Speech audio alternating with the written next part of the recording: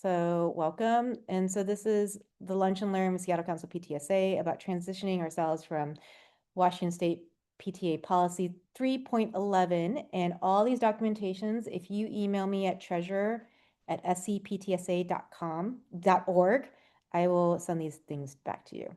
I do not know everything because I haven't been in a building PTA in like 3 years. And so that was before the digital transition in 2024.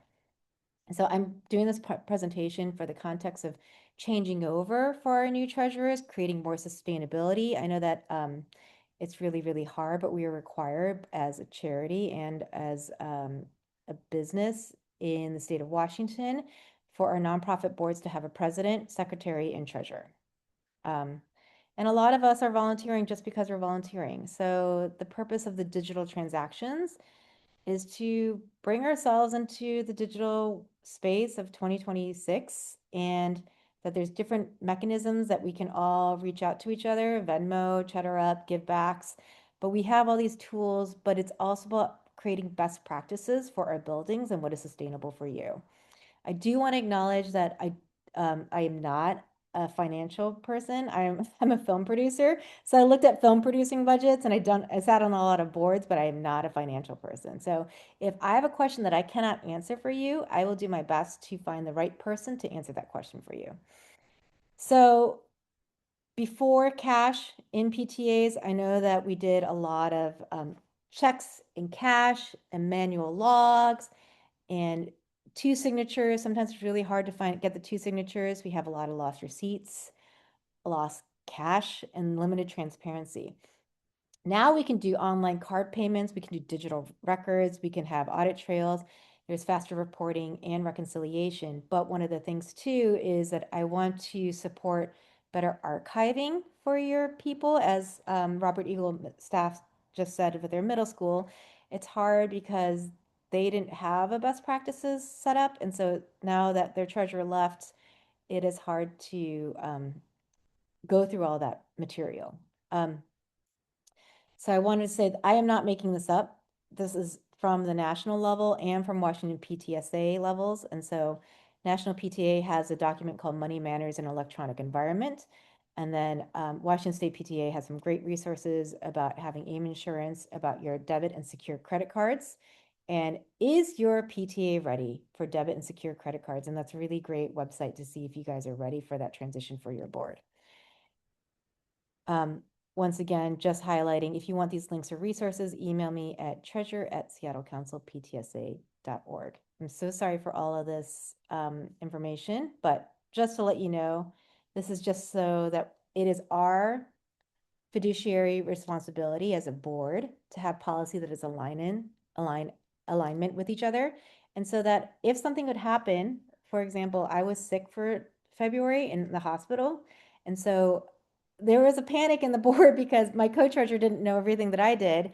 And so they're like, how do we invoice these people? What do we do? And so that was on me too for not having best practices set in place. And so I think it's always important for transition that we have these materials so that you're not the only person that's holding this information.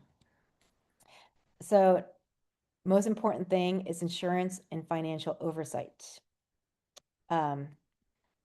So obviously we all know that we all have insurance.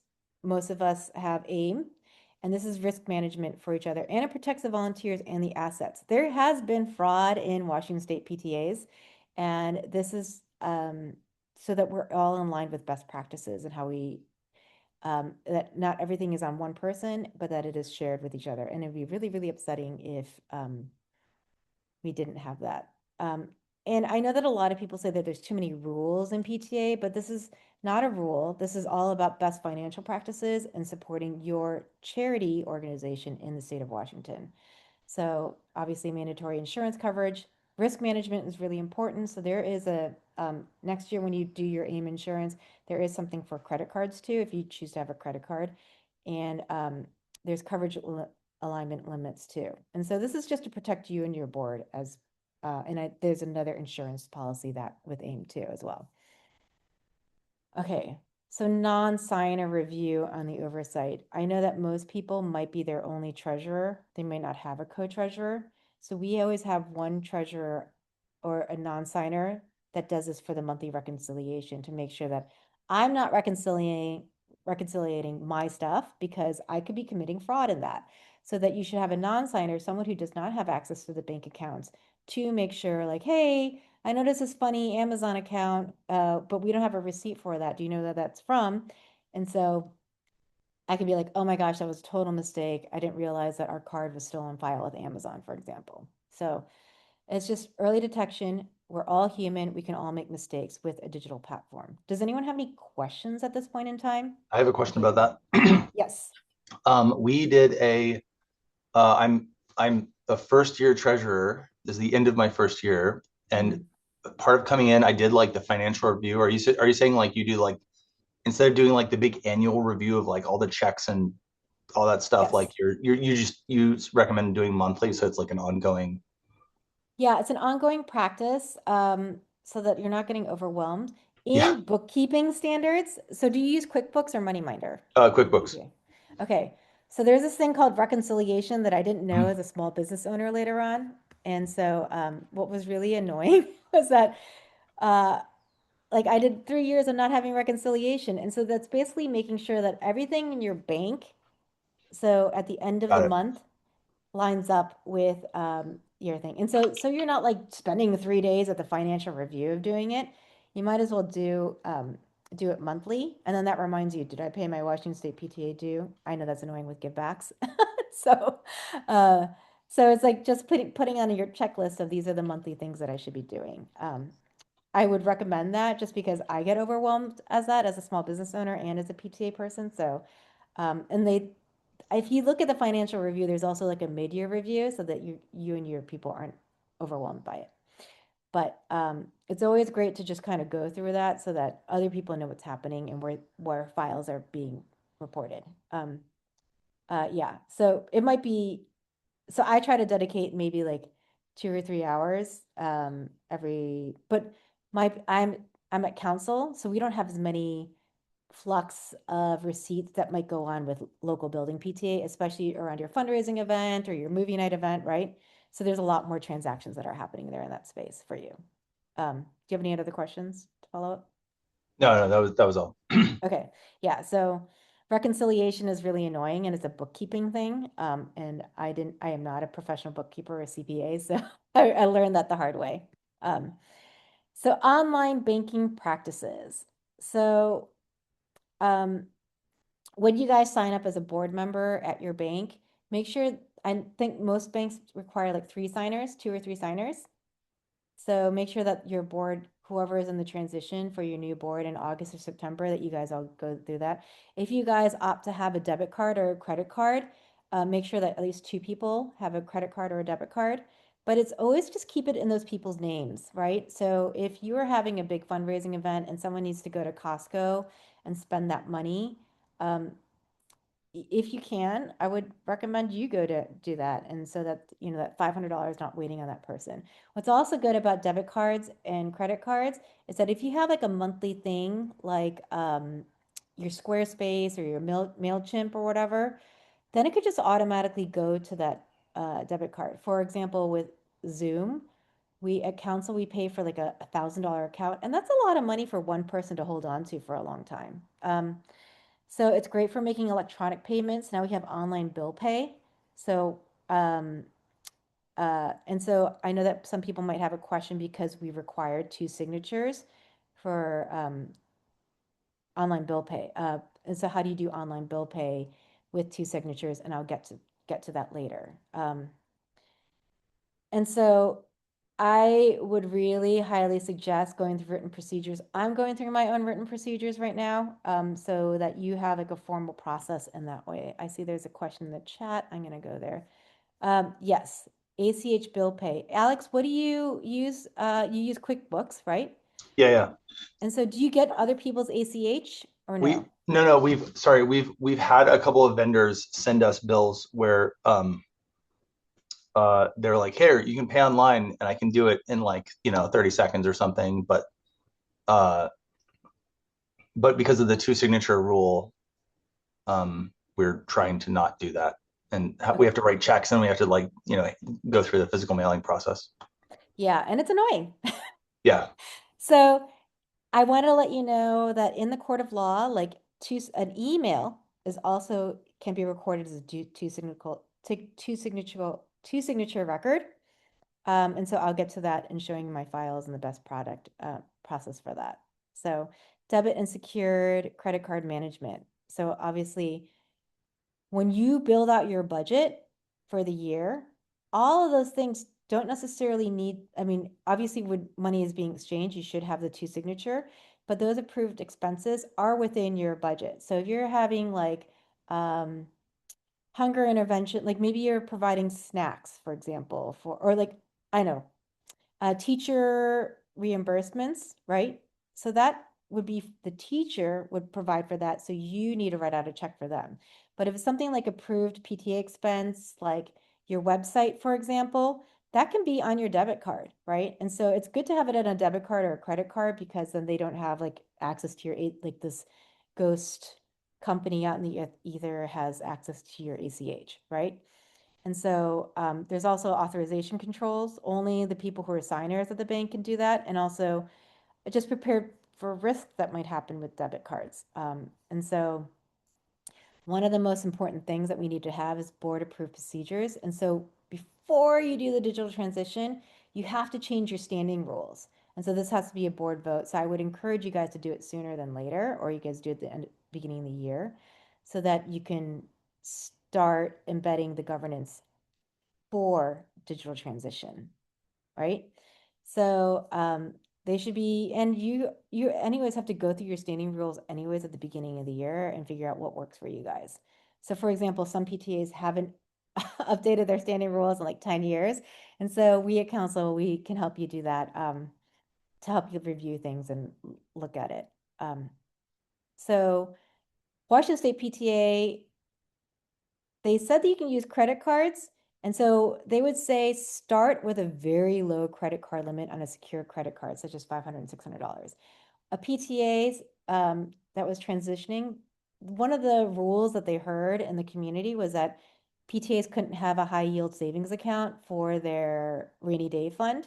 You can, as long as it is reviewed by the board, you can, because I know that because you can get it, why not have it sit in a bank account with a 4% interest rate versus sitting around doing 0.01% in your local bank, right? And so that's just making sure that there's clear communication with certain people. And that's the same thing with credit cards. Like making sure that you research like a Costco Visa debit card, for example, that might be good for people in the community to have. And then you get like a return on rewards because of Costco. And I'm just using Costco as an example, just because sometimes we buy a lot of stuff at Costco as PTAs. Um, Lost and stolen compromised cards, obviously, just like you do in your own household, make sure that it is immediately canceled. And this is part of the monthly reconciliation review. Make sure that someone sees what's going on so that we realize, oh shoot, like our credit card got compromised because that number is on the web, for example, right? So things like that is really, really important. And so we're at the end of term or officer transition, make sure that they return their credit cards and that you shred it. Make sure that all this, you guys get new cards for the year, and so that it reduces risks for the nonprofit. The PTA should always stand alone. Like we shouldn't be living and dying in our PTAs forever. And so it should be possible for board transition. And I know that this is a big issue for even retaining a treasurer because, for those of us in the financial community, a lot of us feel really, really overwhelmed by being a treasurer. And so I want to be able to reduce these risks and being like, oh, no, no, it's not as hard to have all these different paper copies all over the place. Does anyone have any questions about credit cards or debit cards? We use a debit card. It's been pretty good because we only have one person, that is me, that has a debit card. And my co-treasurer is a non-signer. So they keep me accountable on that. But I was lucky to have a co-treasurer this year. Is there any questions about that? Okay, just moving on. So I really want to limit cash transactions. So like obviously don't do a lot of ATM withdrawals. I know that with our fundraising events, some people like movie night, some people will have cash and some people won't. but we can do that now with givebacks. And I believe PayPal has a PayPal for nonprofits and also a Venmo for nonprofits. I'm not really quite sure. I would discourage Venmo because sometimes it is tethered to someone's phone number. And so that person might move on from PTA. So we don't want that to connect it to their phone number. And I highly doubt that, I don't know if your PTA wants to hold on to a phone number. That is something that could be asked about in your board, that you have like one phone for these transactions. But I know that QuickBooks, for example, they can have a credit card reader, and so we have the technology to do that. I don't have any experience with that as a PTA, only as a small business. So, but you can have those card readers, and now we have QR codes. So I know that Givebacks and Stripe has a implementation with Stripe, and I know that I've seen some PTAs use it for their auctions. So I personally, I think Givebacks uses a little bit too much money, but I think that's your research that you want to do. I use CheddarUp because it is integrated with MoneyMinder for free, and it is kind of like a Stripe meets PayPal meets billing collections as well, invoice collections. So I've been kind of happy with CheddarUp, and then it has like a lower reduced fee than Givebacks, and that's why I email you guys via CheddarUps. So digital approval and reimbursement. So obviously, you guys are all familiar with this money flow. So let's say a parent purchases something, and then you can give them a payment link or a QR code or just a digital file that they can fill out their reimbursement form. Oh, sorry, this goes back. So let's say you're having a community event, right? Like a movie night. So the parent is at the event and they purchase the ticket at the event at the door, right? If you guys are having or like a popcorn, right? And so you can have like a payment link or a QR code, and then that is captured by your payment platform, like whether or not Givebacks, QuickBooks, CheddarUp, Squarespace, Stripe, or PayPal, right? And so then that chairperson after the end of the event, because we all have digital cash now, they track the event and look at the inventory. Or let's say you're having t-shirt sales at the event, right? So that goes into your PTA account, and then the treasurer tracks it. And then there is a board oversight. There's a monthly review. So that should be how the digital flow goes in. And so sometimes, like for me, you can have that by all one date. You don't have to, whoever your committee chair is, like let's say you're having a t-shirt sale, they can figure out with the inventory, I sold one t-shirt and this is this one amount. I sold two t-shirts, this is that amount. Yes, Ryan. Sorry, I'm confused about the flow chart. What's the payment link or QR code? Is that how you get the money? Yeah, so let's say I'm at an event, right? We're doing a t-shirt sale, but no one has like how, but they don't have cash, right? And so they want to be able to Venmo you or whatever, pay you, right? And so let's assume, Ryan, do you guys have QuickBooks? No, we use MoneyMinder. Okay, use MoneyMinder. So if you have like MoneyMinder can be linked with CheddarUp or something like that, or if you have like a PayPal account, there's a PayPal for nonprofits, you can have like a QR code and then they can charge it, or they can use like a digital transaction thing with whatever you use, Okay, whatever, like QuickBooks. got it. Okay. So like we're at a t-shirt sale, you buy Brian wants to buy one t-shirt and I have a QR code. And so then they buy that. And so then that transaction is captured by the payment platform. And then after the end of the event, we make sure, oh, we sold 45 t-shirts, and making sure that 45 t-shirts are reflected in the inventory and the sales, right? So whoever the committee chair is for that. And then all that money, usually you transfer in a bulk amount, right?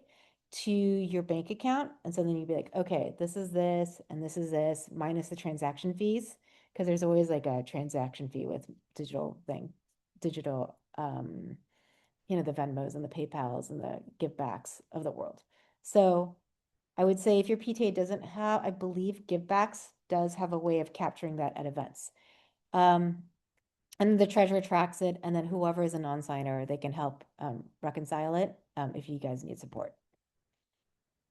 One of the PTAs that I noticed at the bottom of their signature, they had I thought this was really neat. So at the bottom of signature, so that you're not constantly asking you for a pre-approval request form or reimbursement form, you can go to their Google form or their Microsoft Office form, and they can fill it out digitally, right? And then submit their receipt.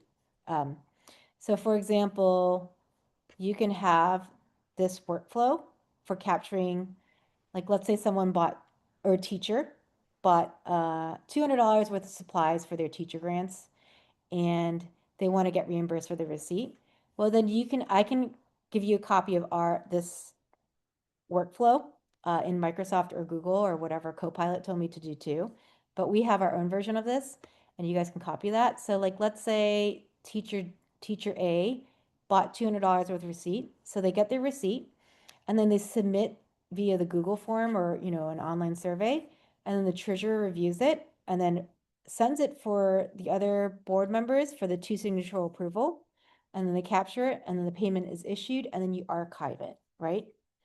So for example, or if you have like a physical form like this in your PTA, they can still do that way too. Some people like the paper method, but I like to have the Google survey. So same process, right? This Google survey is the same thing as this form. Does anyone have any questions about this? Okay, yes, Tracy. You're muted. Yeah. How do you get a copy of the receipt if you're doing it online with a Google form? You know what's really great? Google Form asks for they have like a little box where you can upload a copy of the receipt. Oh, I I didn't know know. that. Thank I you. know. I know. It's amazing. So so you can do that too. And so what ends up happening is this is a two signature two signature approval process. Okay, Christopher, before I move on.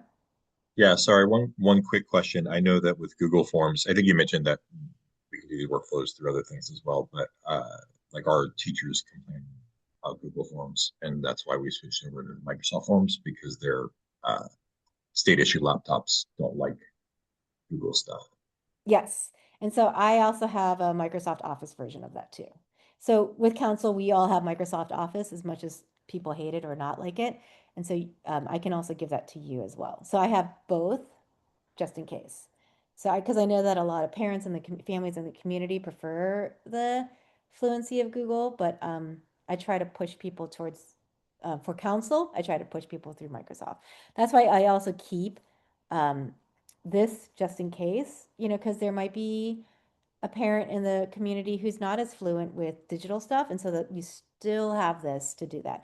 But then I back end the information that they put on the form into our Google survey or our Microsoft survey, so that I can still capture that both ways. Because I don't want a Google form or a QR code or a survey link to be outside someone's barrier. Just like we still have to have cash at our events, just in case someone just has cash, right? Or kids like to buy things with cash, for example. So, so with the two signature process, so we collected the reimbursement form and receipt. So whether or not that's the physical reimbursement form or the Google or Microsoft form, and then we track it digitally. So QuickBooks, MoneyMinder. What's great about MoneyMinder is that in the MoneyMinder ecosystem, there is a two signature reimbursement. So when I upload that information to my PTA president and my secretary, I send them a text message and be like, hey, can you approve this form when you get a chance? Approve this payment. And then they literally click a button and then it says approved, right? But some of us are not on MoneyMinder. And so before MoneyMinder had that service last year, I was able to get a digital email. So I would send the email and the reimbursement form to the two signature people and ask for an approval. And then the president would write back, I approve $150 for teacher A, per our budget guideline. And then I capture that as a PDF and I attach it all together. So for example, and I would, for posterity in your own community, have like a README document, whatever works for your ecosystem. So this is what we had beforehand. So dual signature approval process.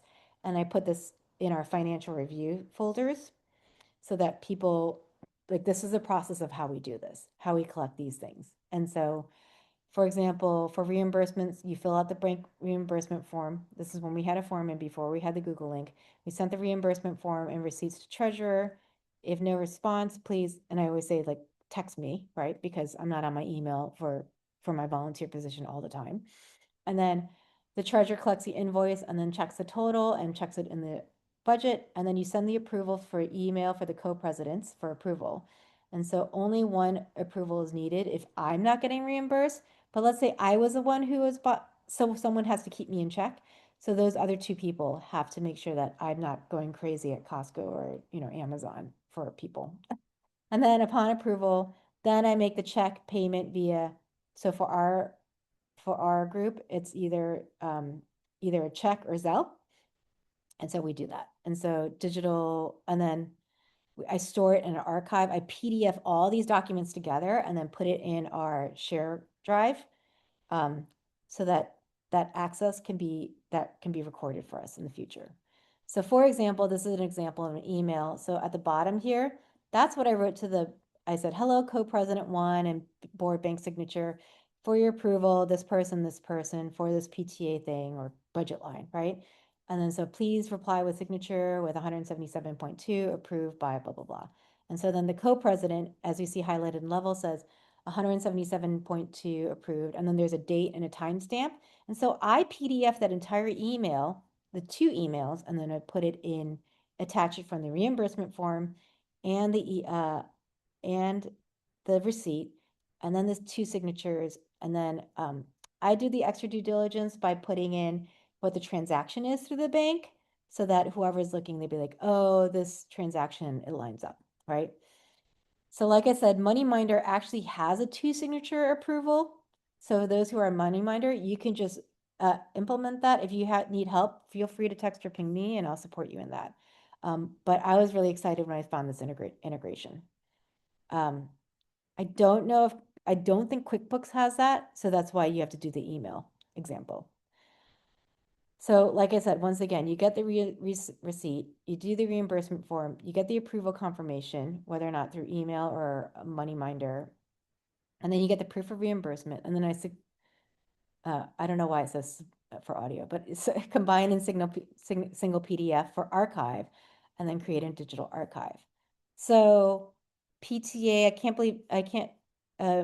National PTA had this file structure that you can have in your digital archive, you can have different payment structure like givebacks, CheddarUp, Squarespace, Stripe, and PayPal will do that, depending upon what your PTA already has, so that you're not incurring more costs. There are Google Forms or Microsoft survey forms that I can give you guys access to. I also created our own sample file structure based upon 2 years ago, based upon the financial review form. So I can also give that to you as well. Once again, email me at treasurer@Seattle Council PTSA and I give that to you. And then also an example of a PDF file assembly. So for example, this is what I have as an archive. I can give you this file structure and then you can upload it into whatever you have, and then that's based upon the financial review form. And so here is a version of what it looks like in terms of the reimbursement form that I have in that digital archive. This might be a lot for some people, so I just wanted to give you that. So sorry, I had a version of the blank reimbursement for the archive. Oh my gosh. But I can't find it at the moment. Is this it? Okay, no.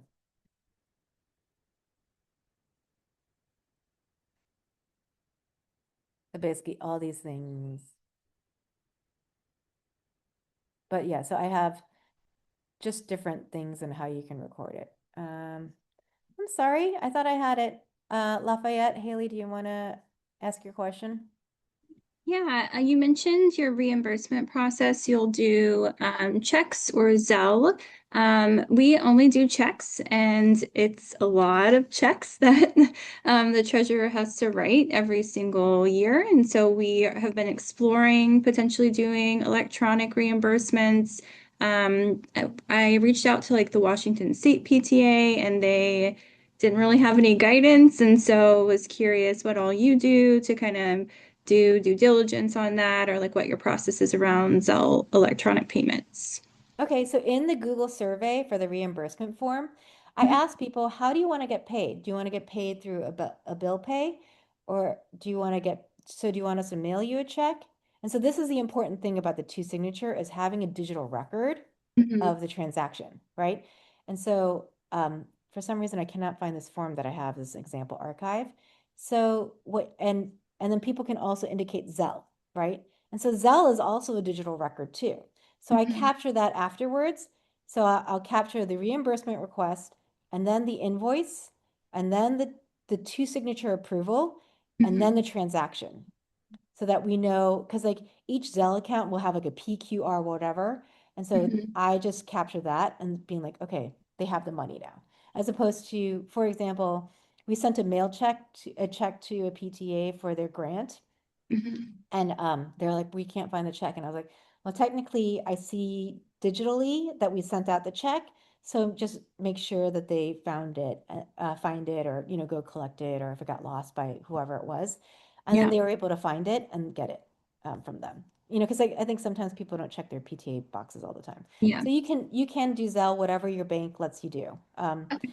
I would just I know that Venmo is kind of like I said at the top of the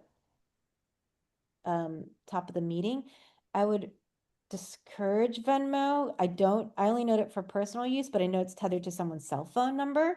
And so as a PTA, like if you move on from your elementary school, because, I hope your child moves on from elementary school to middle school, um, you don't want that tethered to your phone number, right? So, yes, Ryan. Speaking of phone numbers,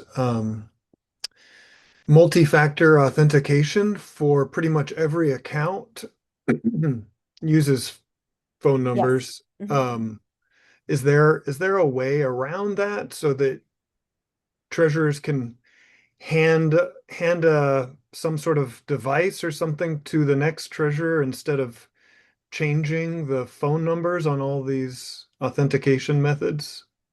I think you can with the program. So I know like for QuickBooks, like you can have multiple people on there or like our bank account. Like for example, we're currently at Bank of America, and so there's like 5 people that are on there. And so then we have multi-factor authorization for the 5 of us. And so if I need to go check on the online account or like our Money Minder account, for example, there are like users, and then some people just want some certain visibility and some people want to have full authorization. So I think it depends on the software. But I haven't had that problem with QuickBooks or MoneyMinder.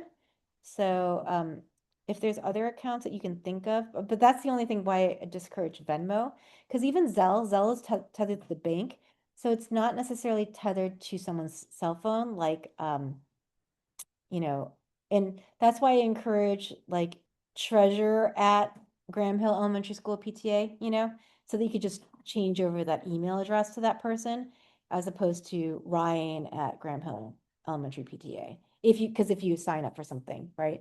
Because then it'll always be Ryan at. But I think most financial accounts have at least 2 people access. So that I'm not quite sure about. Is there a specific account that you're thinking about? I don't remember what platform, but it's Okay. it's a constant issue. Like I Okay. have 15 minutes to get that code from you, and sometimes that doesn't work. Yeah, and sometimes you're like, I like to do things at night at 10 p.m. and so I don't want to bug Yeah. anyone, right? So I think yeah, I think that's the whole thing is like as treasurer, I think you should try and wrangle all that information as opposed to, pinging your president or that you guys have that at the same time. We have this one Gmail account that we just use internally just to keep some files off of our office so that things can be accessible. But like my other friend, she can't access it unless I give her the two-factor because that's a Gmail. So it might be a Gmail. So it's really annoying in that. I definitely agree that. Haley, did you have any other questions about Zelle or no? Sorry, I moved on from because when I see the little hand, I get excited. Yeah, So I'm like, no, oh, no. Yeah, no, just curious on like electronic reimbursements and how you all process those.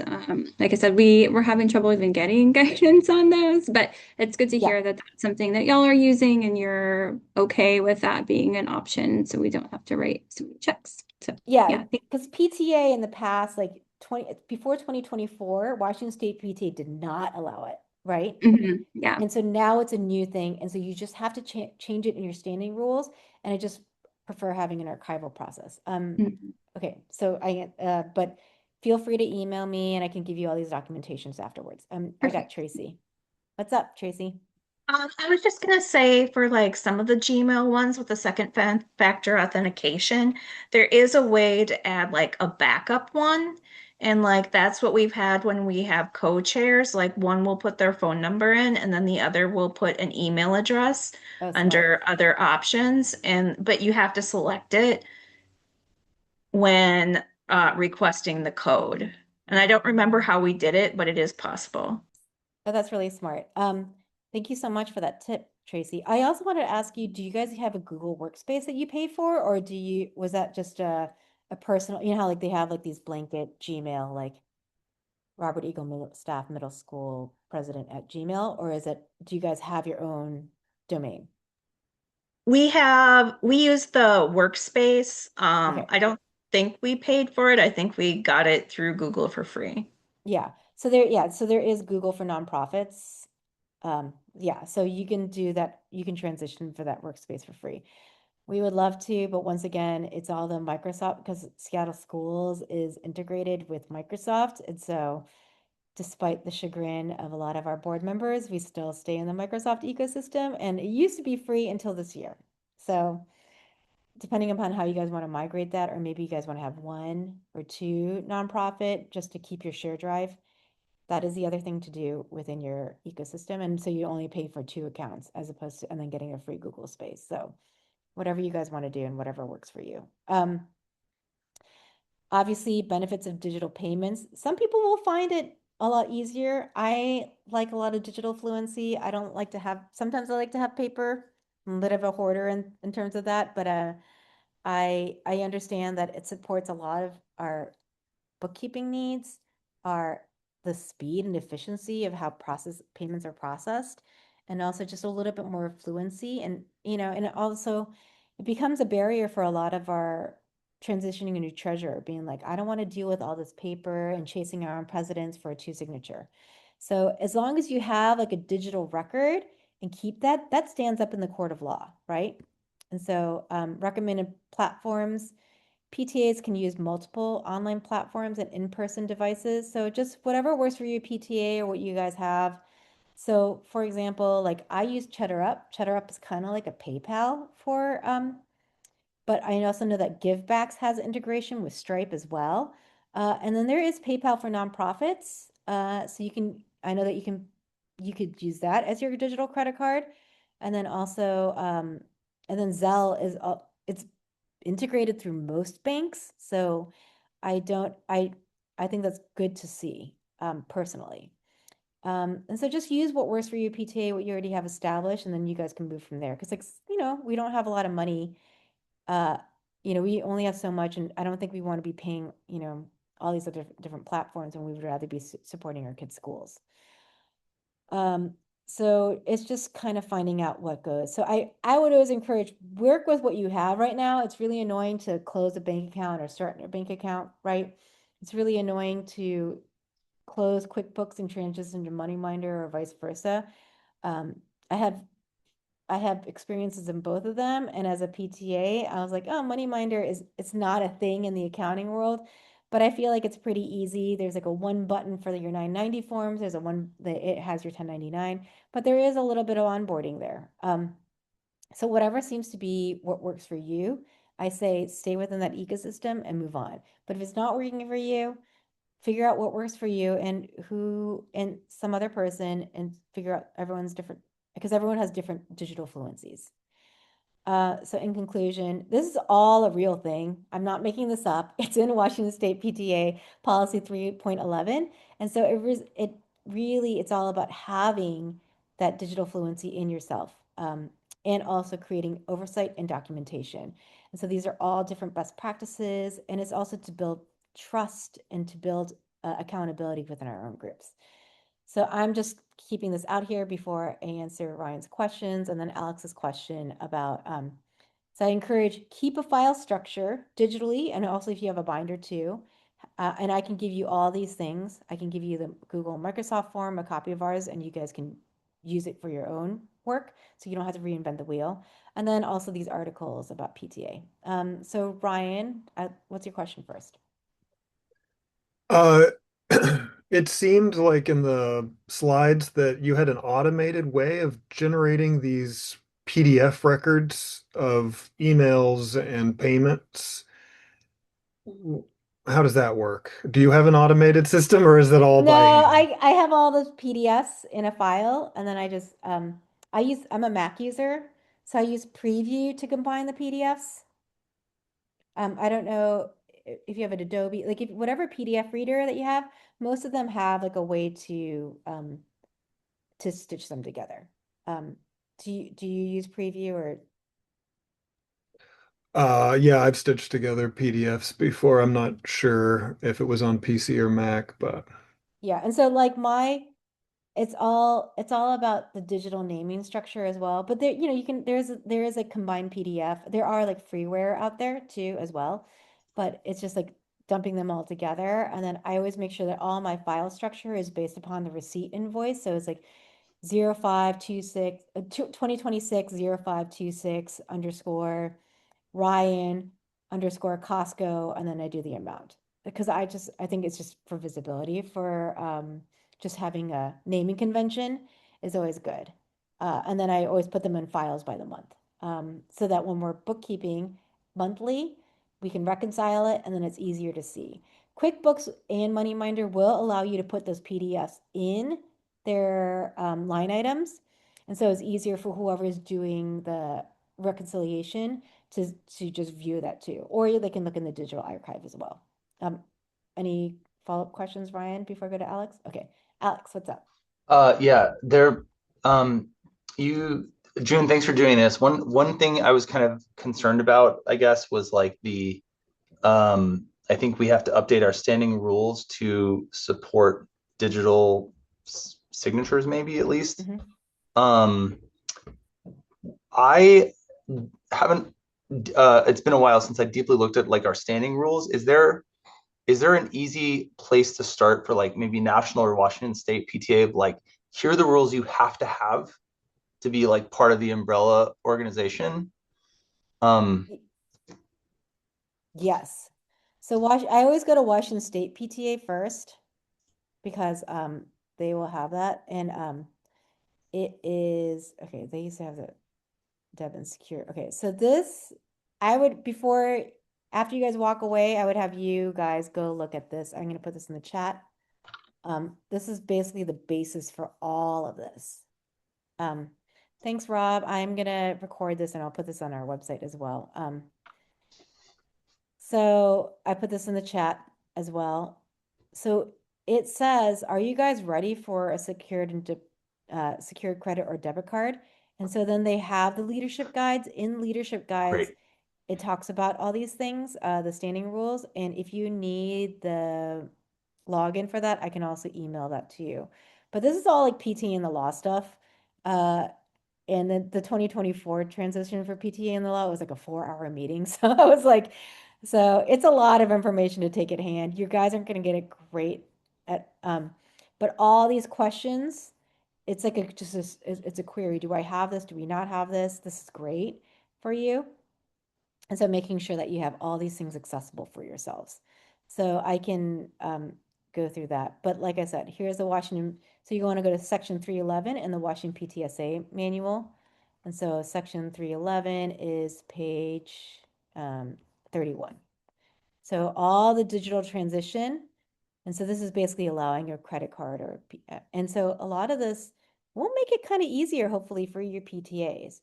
So this is all the different things for the financial review and then the financial transactions, right? Online banking, debit and secured cards, and going through that. With the standing rule language, I just email me for a ping, and then I hope to get back to you. I'm heading out of town, but I hope to get back to you by next week about the standing rule transition. I don't, are you guys having a PTA meeting within the next week, Alex? No, I don't think so. Okay, A so few. yeah, so this is just something that you guys have to vote upon. You guys will probably review your standing rules or bylaws Mhm. by September. Yeah. So just email me a ping and then I'm really bad with legalese, but I'll do the best but some people on my board are great with it. So I'll help them figure out with the guidelines. But Okay. we have it in our standing rules, so maybe I can give you a copy of our standing rules. And basically all of our standing rules and our bylaws have to be in standards of affiliation with Washington State PTA. So Washington State PTA always has it. So you can always copy and cut and paste from theirs as well. Okay. Um, I am going to stop sharing. Is there anything that anyone wants to see that I might have digital access to, like in terms of the Google Form survey, archiving, anything like that? Okay. So I'm going to offer a time for any other questions that people have in the last 5 minutes. Oh my gosh. And we are going to do another presentation with my co-chair in the end of June. If you want to send another person on your board here, or if you want to come back and ask questions again, like, okay, I'm trying to figure this out. Or after next week, we can do a one-on-one. Yes, Christopher. We're definitely going to set up a form because I wanted to get that stuff automated anyway. And we were talking to another PTA that has done one as well. Um, Assuming that I'm not, it's not as difficult as for me as I thought. I'll try to set it up. Are you willing, like, are you available to reach out to I can also, help walk through that, getting that set up for us? I can send you a copy of ours. Yeah. And Well, I'm then you saying, guys can, is it plug and play, or like how much work does it take yeah, to get it no, set up? because if I already have it, so I created it for you guys, so I can send you a copy of it, and then you make a copy in your own Google or your Microsoft, and then for your own organization, you can copy the document, and then you already have it.